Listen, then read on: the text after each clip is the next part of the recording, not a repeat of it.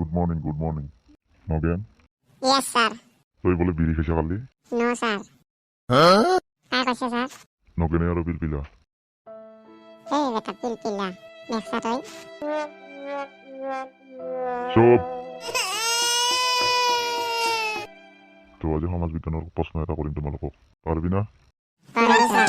নগেন তুমি উঠা। এই বেটাই খালি মোকে দেখা পাই না। ইয়াক চাই আছো কোনোবা দিন বম দি মাৰিম। কিবা কৈছা?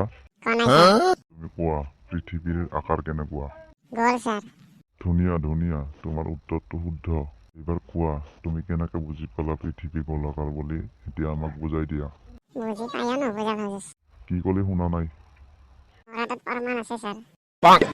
প্ৰথম সাপ্তাহিক পৰীক্ষাত পৃথিৱী চেপ্তা বুলি লিখিছিলো, শূন্য পাইছো sir. দ্বিতীয় সাপ্তাহিক পৰীক্ষাত চাৰি কইনা বুলি লিখিছিলো, তথাপিতো শূন্য পাইছো sir.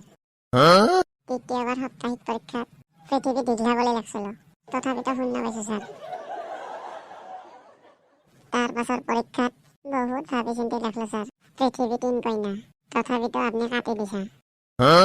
তেনেহলে বাকী আর কি রলা? গল হওয়া এরে পৃথিবীত তো আর উপায় কোনো দেখা নাপাঙে স্যার। হেই মূৰ্খ তোমাকতো ঠাণ্ডা নেদায়ে। স্যাৰ বইতে পাৰো? তই থিয়া দিয়ে থাক। পিলপিলা উঠা তুমি। তুমি কোৱাচোন পদাৰ্থ কাক বোলে? নাজনো স্যাৰ। আৰে অপদাৰ্থ যিটো বস্তুৰ ওজন আয়তন দুটাই আছে তাকে পদাৰ্থ বোলে। তেনেহলে স্যাৰ মোক অপদাৰ্থ কিয়া বলা? মোৰতো ওজন আয়তন দুটাই বস্তু আছে।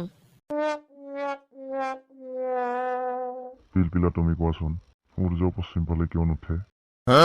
মই পরীক্ষাত পাস নকরার কারণে। কিয়া?